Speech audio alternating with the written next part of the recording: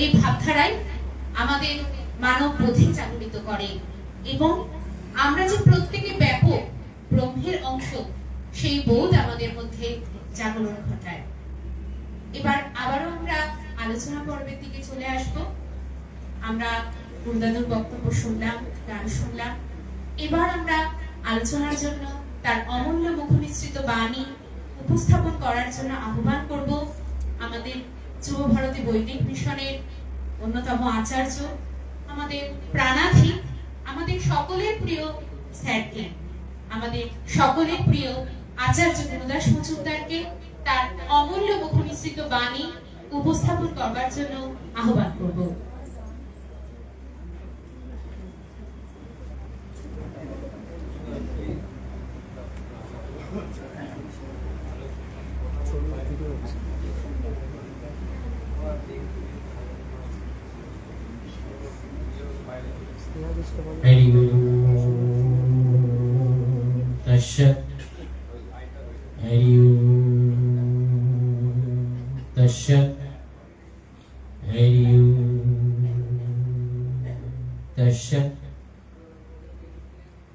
উপস্থিত মঞ্চে আমার প্রাণ, আমার গতি স্বামী কৃষ্ণনাথ মহারাজকে প্রণাম জানাচ্ছি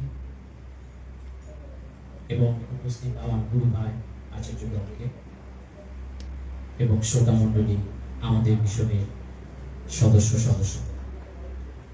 এবং যারা ঘরে বসে আলোচনা শুনছেন, হয়তো কোনো কারণে আসতে পারেননি, তাদেরকেও আন্তরিক শুভেচ্ছা জানাচ্ছি। সঞ্চালক অভিষেক রাজদূতকেও শুভেচ্ছা জানাচ্ছি। রাজা রামমোহন রায়ের মহোৎসব, রাজা রামমোহন রায়ের কর্মজীবন তো ব্যাপক, কিন্তু রাজা রামমোহন রায়ের যে আত্ম অনুভব, সেই বিষয়ে আমি যদি আমার গুরুদেব স্বামী কৃষ্ণানন্দ মহারাজের সান্নিধ্যে না আসতাম, আমার জীবন হয়তো ব্যর্থ হতো। আমি আমার গুরুর কাছে কৃতজ্ঞ ঋণী, সবসময় আমি এটা স্বীকার করবই। রাজা রামমোহন রায় দেখলেন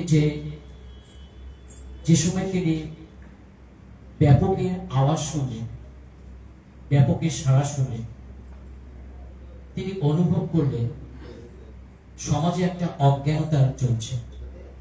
কি অজ্ঞানতা? সম্প্রদায় আর ধর্ম, এই দুটোর মধ্যে মানুষ গুলিয়ে ফেলছে। সম্প্রদায় এবং ধর্ম কখনোই এক নয়। সম্প্রদায় একটা শ্রেণীভুক্ত। আপনি বাংলা ভাষায় কথা বলতেই পারেন, আপনি হিন্দি ভাষায় কথা বলতেই পারেন, কেউ পার্সি, কেউ আরবি ভাষায়, কেউ ইংরেজি ভাষায় কথা বলতেই পারে, কিন্তু প্রত্যেকের মধ্যে একটা লিঙ্ক রয়েছে, সমন্বয় রয়েছে। সেই সমন্বয়টা কে বলছেন ধর্ম। অর্থাৎ ধর্ম কাকে বলছে? এই দেহটাকে যিনি ধারণ করে আছে এবং আমাকে জাগ্রত করে রেখেছেন, তাকে জানা, অনুভব, উপলব্ধি করাকেই বলা হচ্ছে ধর্ম। যেটা রাজা রামমোহন রায় অনুভব করলেন, আমার গুরুজি সেই রাজা রামমোহন রায়ের অনুভবকে স্বীকৃতি দিয়ে তিনি সমর্থন করে বললেন, আত্মোপলব্ধি শ্রেষ্ঠ সাধন। অপূর্ব। এই দেহের মধ্যে কেউ একজন আছে যার উপস্থিতিকে অস্বীকার করা যায় না। আমরা সেটাকে অস্বীকার করি কেন? এখানেই রাজা রামমোহন রায়ের আত্মচেতনা, আত্মজ্ঞান, আত্মপ্রেম আমরা দেখেছি। তাই তিনি বললেন, আত্মজ্ঞান ব্রহ্মজ্ঞানের মধ্যে দিয়ে আত্মজ্ঞান হয়, আত্মদর্শন হয়। আত্মদর্শনকে ঈশ্বর দর্শন বলে। ঈশ্বর দর্শনকে বলা হচ্ছে স্বরূপ দর্শন। গীতাতেও রয়েছে 2য় অধ্যায় 30 নম্বর শ্লোক, সাংখ্যযোগ যেটা বলছে, দেহি নিত্য অবদ্ধ দেহে সর্বস্ব ভারতে। এই দেহের মধ্যে দেহী রূপে কেউ একজন বাস করছে, যে আপন বোধের ইঙ্গিত দিচ্ছে। একটু আগে একজন গায়ক গান করছিলেন, আমরা মিলেছি আজ মায়ের ডাকে। ওই গানের মধ্যে আছে, প্রাণের মাঝে থেকে থেকে আইরে বলে কে ডেকেছে বলে। কি অপূর্ব! আমরা যে বেঁচে আছি, আমরা জেগে আছি কার জন্য? তাকে অনুভব করাটাই যুবভারতী বৈদিক মিশন এই আয়োজন করেছেন, এই প্রচেষ্টা চালাচ্ছে। কেন এখনো অজ্ঞানতা থাকবে? কেন মানুষ এখনো জ্ঞান রাজ্যে প্রবেশ করবে না? আমরা সবাইকে বলি আমরা খুব শিক্ষিত, আমরা খুব জ্ঞানী, কিন্তু আমার মধ্যে যে একটা জ্ঞানের প্রভাব চলছে, ব্যাপক জ্ঞানের প্রভাব চলছে, সেটা কজন জানে? যুবভারতী বৈদিক মিশন, আমার গুরুজি স্বামী কৃষ্ণদেব মহারাজ সেইটাকে তুলে ধরার জন্য গ্রাম থেকে গ্রামে, দেশ থেকে দেশে এই সত্য প্রচার করে যাচ্ছে। যুবভারতী বলছেন কেন? একটা যুবক কিছুদিন আগে পর্যন্ত বাল্য অবস্থায় ছিল, তারপরে আবার কৈশোর অবস্থায় ছিল। তখন কি সুন্দর কার সাথে সে খেলা করছিল, একটা আলাদা প্রেম, একটা ব্যাপক প্রেম তার মধ্যে ছিল। ঘরে অশান্তি, ঘরে অনেক চাপ, বাবা মাকে দেখছে, তবুও কিন্তু সেই চাপের স্পর্শ তাকে লাগছে না। বাল্য অবস্থায়, কৈশোর অবস্থায় এগুলো সে অনুভবই করে। হঠাৎ কি হলো, যখন যুবক হলো, তার মধ্যে কারা একটা চাপ সৃষ্টি করলো। হয়তো অর্থের চাপ, অর্থ দিয়ে তোকে স্টাবলিশ হতে হবে। শিক্ষা প্রতিষ্ঠানে একটা শিক্ষা কম্পিটিশন চলছে, একটা চাপ সৃষ্টি করছে। বিভিন্ন ভাবে একটা চাপ সৃষ্টি করে একটা যুবককে চিন্তাগ্রস্ত, ব্যাধিগ্রস্ত করে দিচ্ছে। রাজা রামমোহন রায় এটাকে অনুভব করলেন। এনারাই তো বারবার আসেন, আমার গুরুজিও সেই রামমোহনের এই হিসেবে আবার এসেছেন। আমি কেন গুরুজিকে শুনেছি, দেখেছি, গুরুজি বলছেন, বাবু ক্লাস 3-তে পড়ি, আমার মধ্যে কি যেন একটা কথা বলতো, কি যেন একটা কথা বলতো। দেখুন, তাহলে বাল্য অবস্থাতে প্রত্যেকেই আমরা কিন্তু সেই কথাকে অনুভব, উপলব্ধি করেছি। কৈশোর তার প্রেমে আমরা মাতোয়ারা হয়েছি। কিন্তু যেই আমরা যুব সম্প্রদায়, যে যুবক হলো, যে যৌবন এলো, কিছু স্বার্থান্বেষী মানুষ আমাদেরকে এমন এক চাপ সৃষ্টি করে দিল, আমাদের ভেতরে জিনিস, যার প্রেম অনবরত বইছে, সেই প্রেম কিন্তু অধরা থেকে গেল। সেই প্রেমের স্পর্শ আমি অনুভব করলাম না। আমার গুরুজি এইখানেই বলছেন, এই জায়গাটাই আগে। এই জন্য আমি দেখেছি গুরুজির কাছে কত ইয়ং ব্যাচ, দাদু দাদু বলে, কেউ গুরুজি বলে, ছুটে আসে। কেন? রাজা রামমোহন রায় থেকে শুরু করে গুরুজি, কেন? কি কারণ?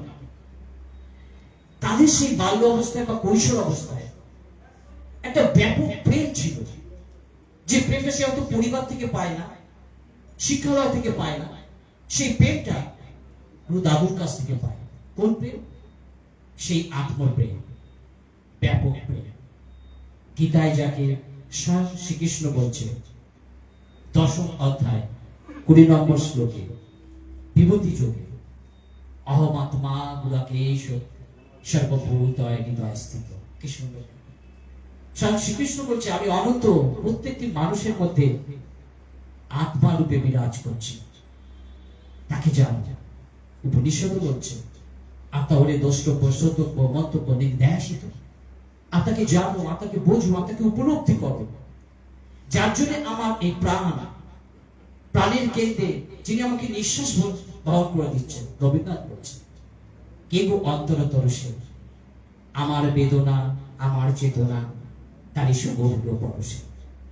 কেউ একজন আমাদের মধ্যে আছে, তাকে আমরা ভুলে আছি বলে এত হতাশাগ্রস্ত হচ্ছে।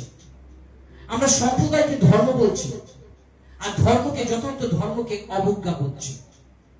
এই জায়গাটাই আমাদের যুবভারতী বৈদিক বিষয় গুরুজি বলছেন বিরাট দায়িত্ব। প্রত্যেকের মধ্যে যে বিরাজ করছে এই ব্যাপক রূপে, সেটা হচ্ছে ধর্ম। মানি গনাইব। সপ্তম অধ্যায় 7 নম্বর শ্লোকে বলছে মানি গনাই। আমরা সব এক। একটা মালায় সূর্য দিয়ে যেমন গাঁথা থাকে, আমরা সব এক। আমরা কেন সেই ব্যাপক হব না? একটা স্বচ্ছ জলে যখন সূর্য প্রতিফলিত হয়, সেই স্বচ্ছ জলটা অনুভব করে এই আমার মধ্যে কারোর একটা প্রকাশ রয়েছে এবং তার তাপও আমি পাচ্ছি। তাহলে আমি ঊর্ধ্বমুখী হব না কেন? সে যখন ঊর্ধ্বমুখী হয়, বাষ্পীভূত হয়ে সে ঊর্ধ্বমুখী হয়। সে যখন বাষ্পীভূত হচ্ছে তখন কিন্তু কেউ দেখে না, দেখো নীরবে নিস্তব্ধে সে বাষ্পে ঊর্ধ্বমুখী হচ্ছে। তাহলে আমার মধ্যে একটা কারোর প্রকাশ রয়েছে, আমি সেই প্রকাশকে খেয়াল করছি না কেন? তাই রবীন্দ্রনাথ বলছে, সীমার মাঝে অসীম তুমি বাজাও আপন সুর, আমার মধ্যে তোমার প্রকাশ তাই এত মধুর। দেখো এই জীবনের চাহিদা, এই জীবনের দাম কার জন্য? ক্ষুদ্র স্বার্থের জন্য? তাই স্বয়ং শ্রীকৃষ্ণ গীতায় বলছেন, ক্ষুদ্র হৃদয়ে বহু বলল ত্যাক্ত দৃষ্ট পালন। হৃদয়টাকে দুর্বল করো না, ব্যাপক করো।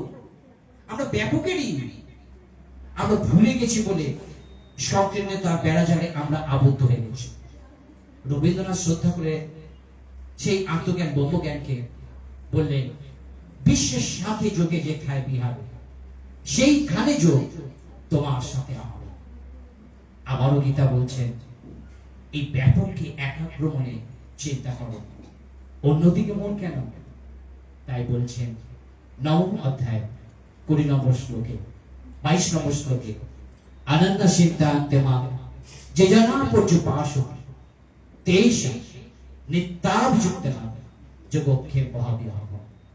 একাগ্র মনে যে আমাকে স্মরণ করে, আমি কি? আমি আত্মা। এই দেহের ভেতরে এই রূপে যিনি বিরাজ করছেন, আমাকে যে স্মরণ করে।